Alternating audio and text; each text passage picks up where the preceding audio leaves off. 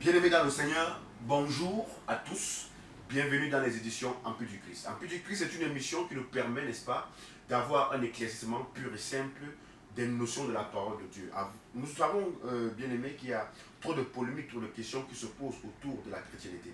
Par exemple, il y a des gens qui vont dire, qui est Jésus-Christ? Jésus-Christ, est-ce que c'est le Fils de Dieu? Jésus-Christ, c'est une invention importée par les Blancs. Jésus-Christ n'existe pas. Tout un tas de trucs avant que Jésus-Christ ne vienne. Nous, on avait déjà nos traditions. Alors, l'émission d'aujourd'hui est spécialisée, n'est-ce pas, bien aimé, dans l'éclaircissement, n'est-ce pas, de cette petite question, en quelque sorte. Nous allons tirer la leçon de notre enseignement dans le livre de Matthieu, n'est-ce pas? Matthieu 16, chapitre 15. N'est-ce pas? Matthieu 16, chapitre 15. Et vous, leur dit-il, qui dites-vous que je suis? Je vais continuer jusqu'au verset 17. Simon-Pierre répondit, tu es le Christ, le Fils du Dieu vivant. Jésus répond, reprenant la parole, lui dit, tu es heureux, Simon, fils de Jonas, car ce ne sont pas la chair et le sang qui t'ont révélé cela, mais c'est mon Père qui est dans les cieux. Vous voyez ici, nous voyons, selon la Bible révisée, n'est-ce pas, nous savons tous que le Fils de Dieu ne s'appelait pas Jésus-Christ en quelque sorte. C'était Yeshua Hamashiach, selon la langue araméenne. Donc, vous voyez donc, avec la révision de la parole et de certains initiés qui ont essayé d'approcher, n'est-ce pas, les sphères spirituelles, en rédigeant la Bible, ils ont mis le nom de Jésus-Christ. Pourquoi Jésus-Christ? Pourquoi est-ce qu'ils ont mis ce nom? Nous allons vous répondre bientôt. Nous voyons, même lorsque Jésus-Christ vivait sur la terre, ses disciples lui posent donc une question, et il leur répondit, et lui-même leur relance en leur demandant, qui dites-vous que je suis? Les uns disent, tu es le prophète Élie, d'autres disent, tu es Jérémie, d'aucuns disent, tu es un prophète revenu. Et Jésus leur dit, toi Simon qui dis que je suis, il dit, tu es le Christ, le Fils de Dieu. Vous voyez, c'est de là où on va s'arrêter, qui est Jésus en quelque sorte. Bien aimé, lorsque nous lisons le livre de Deutéronome 30, 15, la Bible dit, voici je mets devant toi le bien et le mal. Voici je mets. Ça dit qui met? C'est l'Éternel. Par son prophète Moïse, qui est la loi. Donc, ce que nous devons d'abord comprendre ici, c'est que Dieu n'est pas seulement le bien. Si on vous a dit un jour que Dieu n'est que bien, on vous a trompé. Dieu, c'est le créateur de toutes choses. Donc Dieu, c'est le bien. Dieu, c'est le mal. Et Dieu qui nous a créé à son image, nous a relancé en nous donnant la loi.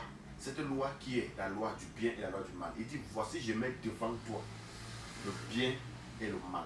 Mais il dit, choisis le bien afin que tu vives. Vous voyez? Maintenant, lorsque vous allez lire dans le livre d'Apocalypse 22, 13, n'est-ce pas? Jésus-Christ va dire, je suis l'alpha et l'oméga, le commencement et la fin. Je suis l'alpha et l'oméga, le commencement et la fin. Donc si on rattache Jésus-Christ et on rattache ce qu'il dit dans le livre d'Apocalypse, parce que nous savons que la Torah, ça dit la loi, est venue pour annoncer, c'est l'homme des choses à venir. Dans Éphésiens, n'est-ce pas, chapitre 4, verset 6, je vais lire. Un seul Dieu et Père de tous, qui est au-dessus de tous, parmi tous et en tous. Mais à chacun de nous, la grâce a été donnée selon la mesure du don de Christ. C'est pourquoi il dit, étant monté en haut, il a amené des captifs, il a fait des dons aux hommes. Or, que signifie il est monté, sinon qu'il est aussi descendu dans les régions inférieures de la terre? Celui qui est descendu, c'est le même qui est monté au-dessus de tous les cieux, autant pour moi, afin de remplir toutes choses. C'est là où ça commence, bien aimé. La Bible nous dit qu'il y a un seul Dieu. Il n'y a pas deux dieux. Mais nous voyons des gens prier, n'est-ce pas, au nom de Jésus-Christ. Pourquoi? Je vais donc vous expliquer clairement. Jésus a une signification symbolique. Christ veut dire celui qui est haut, c'est-à-dire celui qui a été donné pour nous sauver. Vous allez observer, la Bible dit, de la même manière que Dieu avait mis le serpent pour que tous ceux qui regardaient le serpent soient sauvés, Dieu a aussi mis le Fils de l'homme pour que tous ceux qui croient en lui soient sauvés. Jésus, c'est qui? Pourquoi Jésus? Lorsque nous lisons dans le livre d'Apocalypse, n'est-ce pas? Apocalypse, n'est-ce pas, 22 à partir de 13, et aussi Apocalypse 26 à partir de 21 à partir de 6. La Bible dit clairement, je suis l'alpha et l'oméga, le commencement et la fin. Lorsque nous prenons par exemple le mot Jésus, Jésus, si nous le calculons par le code alpha, nous pouvons prendre le code alpha comme 1 et le code oméga comme 9. Et si nous prenons par exemple Dieu comme 0, vous voyez 0 est un chiffre. Si tu multiplies 0 par n'importe quel chiffre, 0 égale à lui. Prends 0 multiplié par 1 milliard, ça donne 0. Donc Dieu est le Dieu de tous. Il y a un seul Dieu, qui est le Dieu de tout le monde. Et maintenant, ce Dieu-là, c'est lui qui met devant toi le bien et le mal. Ce n'est pas le diable qui a créé le mal. C'est Dieu qui a créé le diable. C'est Dieu qui a créé le bien. C'est Dieu qui a créé le paradis. C'est Dieu qui a créé l'enfer. Les sorciers sont sur la terre, ils vivent de manière, ils vivent et ils prospèrent. Les méchants sont sur la terre, ils vivent. Car la Bible dit Dieu lève son soleil sur les bons et les méchants. Mais maintenant, lorsque nous prenons le mot Jésus, pourquoi Jésus? Qui est Jésus en réalité? Jésus, lorsque tu le calcules par le code oméga, ça veut dire si tu le calcules par le chiffre 9, et tu l'inclines, ça va faire le 6. Si tu le remets, ça va faire le chiffre 9. Tu peux retrouver dans ce mot le 666. Et lorsque nous lisons dans la Bible, dans la Genèse, la Bible dit Dieu créa le monde en 6 jours. Dieu créa le monde en 6 jours. Pourquoi ce secret? Vous allez voir, on dit Dieu a créé le monde en 6 jours, c'est le 7e jour. Ça veut dire que le chiffre 6, vous allez voir certains satanistes, après, soit dit même des footballeurs ou alors des artistes, ils ont toujours tendance à faire des signes du chiffre 666. Ces gens sont sur la terre, ce sont des fils du diable qui ont pris un côté. Vous allez observer les catholiques, ils adorent Jésus-Christ. Les faux pasteurs, ils prononcent le nom de Jésus-Christ. Pourquoi? Parce qu'en réalité, Jésus-Christ, lorsque nous le calculons par nous prenons par exemple Jésus, nous le calculons par le code oméga, nous allons retrouver 666. Et lorsque vous allez voir, on vous dit le monde a été créé en 6 jours, vous allez observer dans la création ou alors dans la rénovation du monde, ce sont ces satanistes-là qui participent beaucoup plus à ce que le monde soit révolutionné.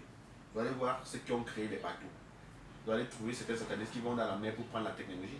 Dans le monde Armstrong, dans le monde le monde par exemple, vous allez voir les mariologues, c'est-à-dire les catholiques, ceux qui adorent Marie, pour dire Marie c'est la mère de Dieu. En question, ce sont des gens qui sont dans le monde spirituel, démoniaque, qui vont prendre des inspirations là-bas pour gouverner le monde. Et maintenant, dans cette rénovation, vous allez voir, ils ont créé des caméras, ils ont créé beaucoup plein de choses, des baffes, des micros, des voitures, etc. Cela participe, n'est-ce pas, plus ou moins à l'évolution du monde. Vous allez voir, pour aller en Balmayo, on ne fait plus à pied comme avant. On part, on paye son billet, on prend le car et on se rend. Donc, est-ce qu'on est sataniste? Non. Donc, vous allez voir que la création du monde, le monde, si on l'incline, ça fait démon.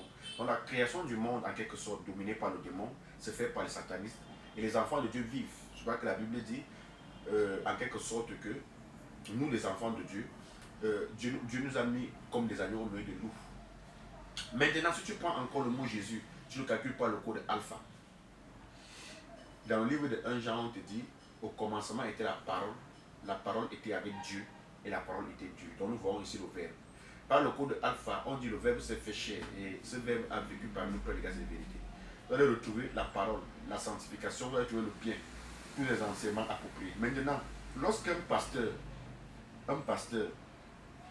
va peut-être se compliquer dans les choses obscures, parce que la Bible dit dans Éphésiens que c'est le même qui est monté, c'est le même qui est descendu.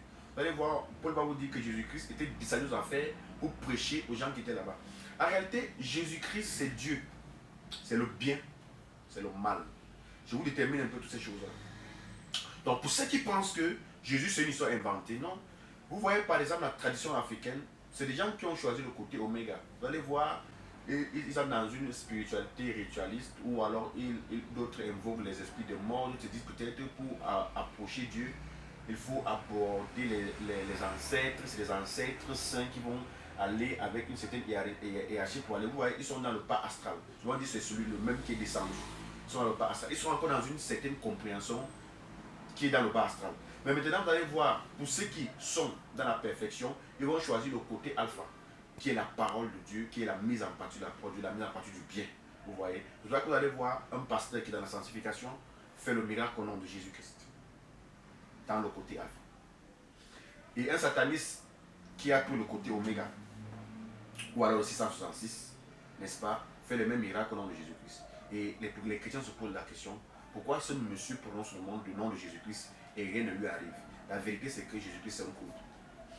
Ça ne veut pas dire que Jésus-Christ n'existe pas. Dieu existe, bien aimé. Celui qui croit que Dieu n'existe pas, il se trompe. Dieu existe. Et Jésus-Christ, c'est Dieu, en quelque sorte. C'est le bien, c'est le mal.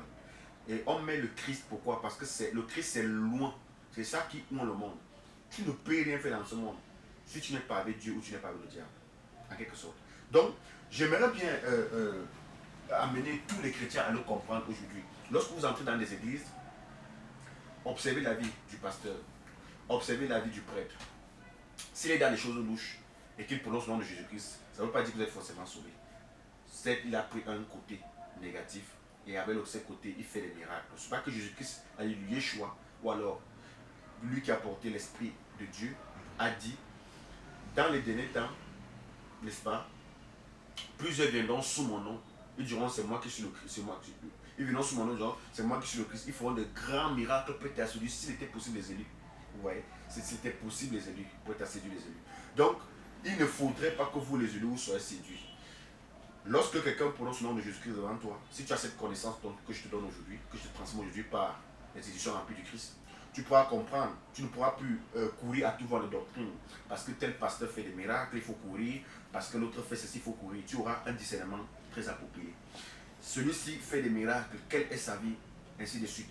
Or, la vérité, c'est que lorsque un homme, un enfant de Dieu, marche sur la parole de Dieu, parce que j'ai dit au départ, que Dieu dit, je mets devant toi le bien et le mal. Donc, Dieu a scindé le côté alpha et le côté oméga.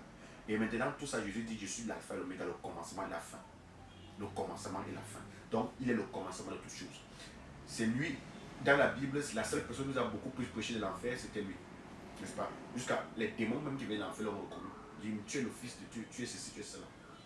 Mais pourquoi donc le mot fils de Dieu? Pourquoi fils de Dieu? En quelque sorte, fils de Dieu, pourquoi?